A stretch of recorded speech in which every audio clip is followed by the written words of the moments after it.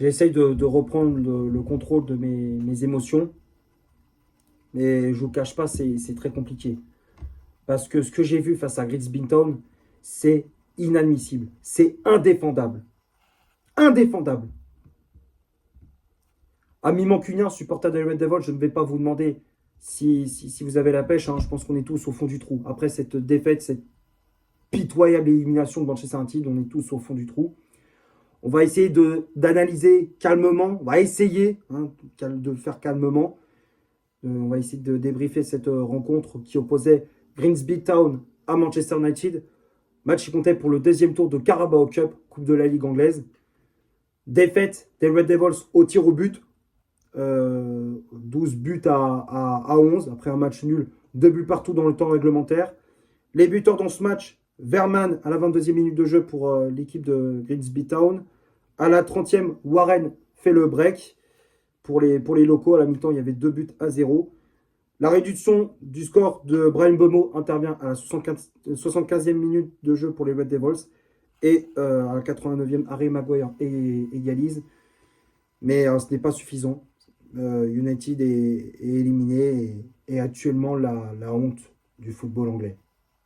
Tout simplement, on est le club le plus ridicule d'Angleterre à l'heure actuelle. Bon, on va parler de ce qui s'est passé durant ce match face à cette équipe de Grimsby Town. Je ne sais même pas par où commencer parce que il y a tellement de choses à dire. Alors forcément de manière négative. Hein. Je ne vais pas les applaudir. Hein. Enfin si, je peux les applaudir. Hein. Mais pour leur performance minable. Parce que c'est une faute un manque de professionnalisme. Et je suis même sûr qu'il y a des joueurs qui sont venus en mode touriste et qui ont méprisé, qui sont dit oh, Grimsby Town, c'est une équipe de merde. Oh oui, c'est une équipe d'amateurs qui le football, c'est un loisir pour eux. Ah ouais, c'est un loisir pour eux, effectivement. Sauf qu'ils t'ont donné une leçon de football. Ils t'ont donné une leçon de football. Tu as été incapable, en première période, de créer le moindre danger. Le moindre danger, tu as été incapable de créer des situations dangereuses pour inquiéter le gardien. C'est un truc de fou. Face à une équipe de 4e division anglaise, tu n'es même pas foutu de créer du danger. Et le pire, c'est que tu te mets en difficulté tout seul. 22e minute de jeu, Verman qui ouvre le score. Alors là, mais sur cette action, mais c'est du grand art. En termes de boulettes, en termes d'erreurs individuelles, c'est du grand art. Perte de balle d'Amad Diallo à l'origine de l'action. Amad Diallo qui perd le ballon dans une zone où normalement c'est interdit de perdre la balle. Ça part en contre-attaque du côté de Grimsby Town. Décalage sur le côté droit. Et derrière, le centre du joueur de Grimsby pour Verman au second poteau. Fredrickson qui lâche totalement son marquage, qui regarde même pas derrière lui s'il y a un adversaire. Il regarde même pas. Et derrière, reprise de volée, but. Alors le but, en plus. Merci Ruben Amorim de me remettre André Onana. Merci, parce que le remettre, je ne sais même pas si on peut appeler ça un gardien de but, parce que pour moi, c'est tout sauf un gardien de but. Parce que te prendre un but dans un angle c'est premier poteau, je ne sais pas comment il a fait. But au premier poteau, je ne sais pas comment il s'est démerdé. Merci Ruben Amorim de le remettre dans le 11 de départ. Là, il t'a montré encore une fois que c'est tout sauf un gardien de but. Voilà. Merci André Onana. Tu nous as encore une fois niqué le match. Je l'avais dit que je ne voulais plus revoir ce gardien. Je ne veux plus, et je redis encore une fois, je ne veux plus le revoir. Je ne veux plus le revoir. Ça fait 2 ans de suite qu'il est là, 2 ans qu'il nous fait des merdes quasiment à tous les matchs. Et là, encore une fois, il te plombe le match. Une nouvelle, il te plombe l'équipe. Grimsby qui mène 1-0.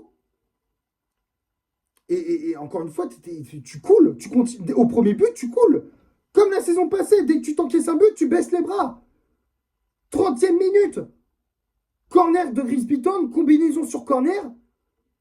Et une nouvelle boulette d'André Onana. Alors là, masterclass d'André Onana, encore une fois.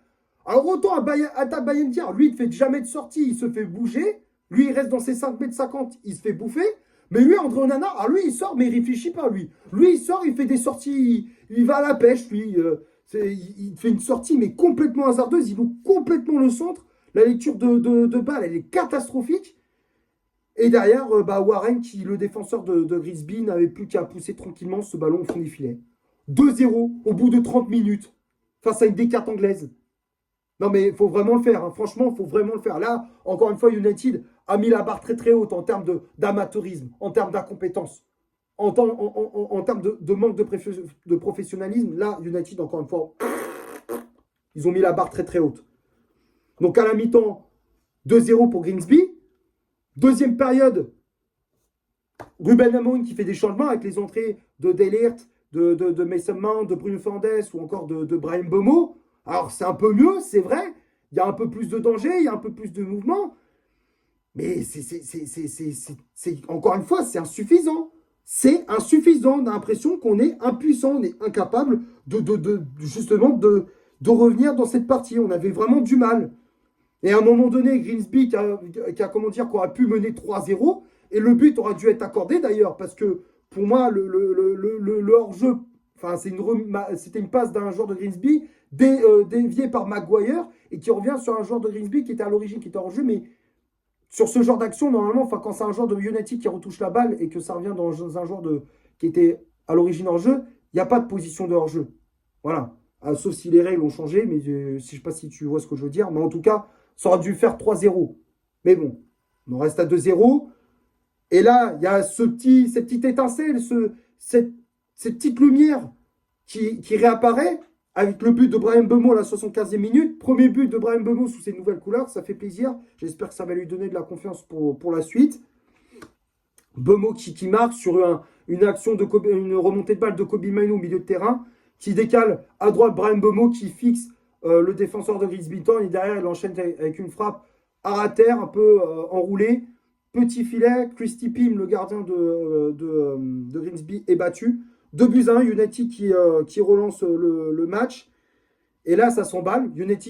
Manchester City qui je pense, pousse pour égaliser, à des occasions. Et on essaie par tous les moyens, sur coup franc, sur coup de pied arrêté, enfin sur corner, je veux dire.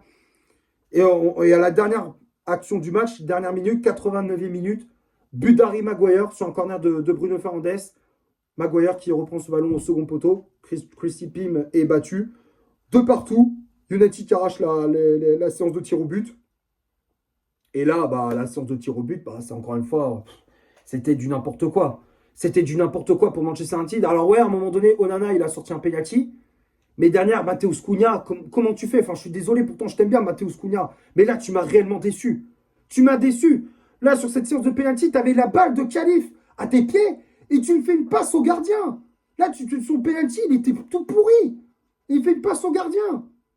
Normalement, un penalty, bon, tu mets une mine, tu exploses la cage en deux. Là, s'il l'avait mis au fond, le match était plié, c'était fini, on était qualifié. Non, il te le loupe. Puis derrière, la séance continue, c'est interminable. Onana qui incapable d'arrêter un penalty, lui aussi. Hein, il a arrêté sur 12, sur les 12, voire même 13 penalty. Il t'a arrêté seulement un penalty. Et à chaque fois, quand il y avait but, souvent, soit il partait du bon côté, mais il était pas assez réactif, ou alors, il la touche, mais ça rentre quand même. Voilà. C'était ça, André Onana. Dans cette séance de tir au but, c'était du grand n'importe quoi. Et malheureusement, le dernier penalty pour United était pour Brahim Mbeumo. Et il le loupe, il la met sur la transversale. Voilà. Éliminé de la Carabao Cup. Alors, sur le penalty de Mbeumo, je sais pas si je lui en veux, parce que quand tu vois son nom, moi je lui en veux pas vraiment à Mbeumo. Alors il y en a, ils vont dire, oui, tu t'acharnes sur Cunha, et sur Mbeumo, tu t'acharnes pas. Ouais, enfin, sauf que Mbeumo, lui, la différence avec Cunha, c'est que Cunha, pour moi, il a pas fait un bon match. Brahim Mbeumo, il est rentré, il a changé le match. Dès qu'il est rentré, tu t'as senti une différence. Dès qu'il est rentré, il a changé, il a apporté plus de vitesse, plus de fraîcheur.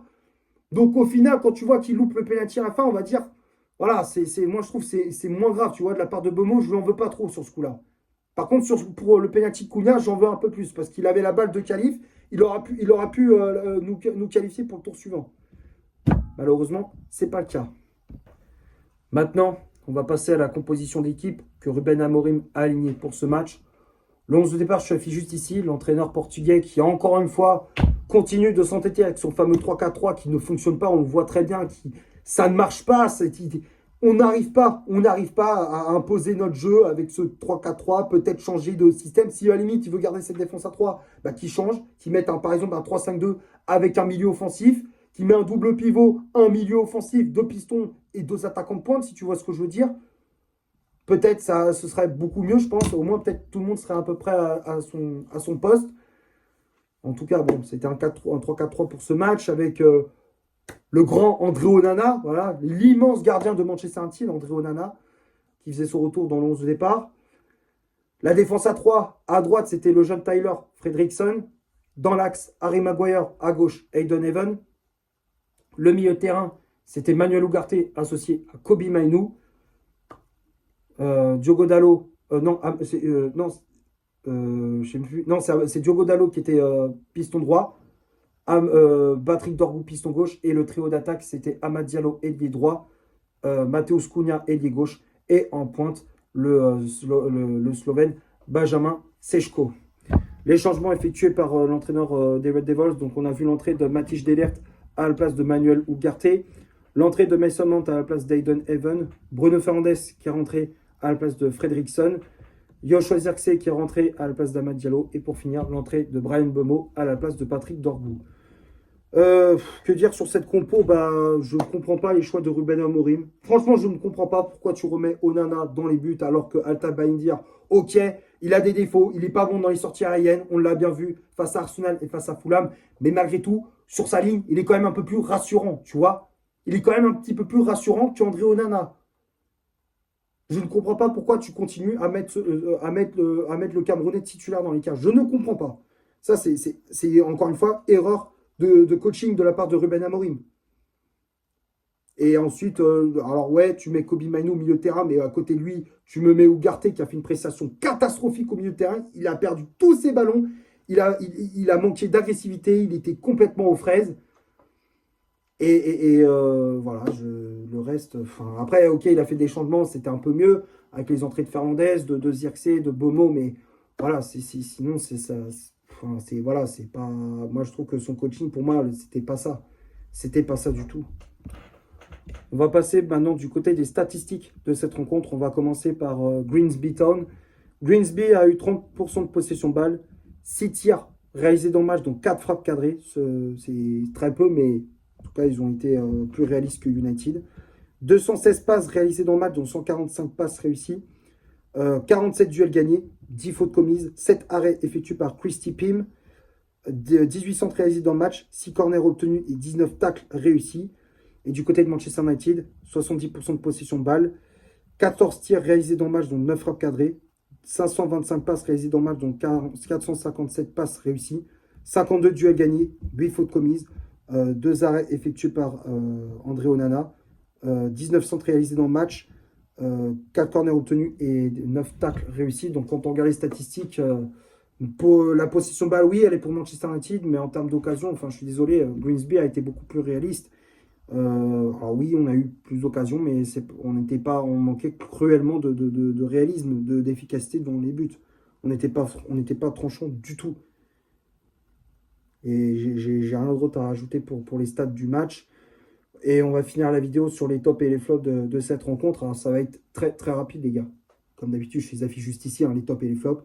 Il n'y a qu'un seul joueur que je mettrai dans les tops, c'est Bryan Mbeumo. C'est le seul que je sortirai du lot, qui pour moi, il est rentré, il a apporté de la vitesse. C'est lui qui a relancé la machine de United à un quart d'heure de la fin. C'est le seul qui s'est bougé le cul. Dans l'ensemble du match, c'est le seul qui s'est bougé. Voilà, c'est Bryan Mbeumo. Sinon, le reste, tout le monde a été mauvais. Voilà, tout le monde a sa part de responsabilité dans cette élimination scandaleuse. Voilà, je pense avoir fait le tour pour ce Grimsby Town Manchester United. J'espère que le débrief, malgré tout, sera plu. Si c'est le cas, vous laissez un énorme like. Tu t'abonnes, tu n'hésites pas à me dire dans les commentaires ce que tu as pensé du match et de mon débrief. Partage la vidéo sur tes réseaux sociaux. N'hésite pas à faire un tour sur mon compte Instagram. Je te l'affiche juste ici. Et d'ici là, portez-vous bien. On se retrouve pour un prochain débrief. Ciao.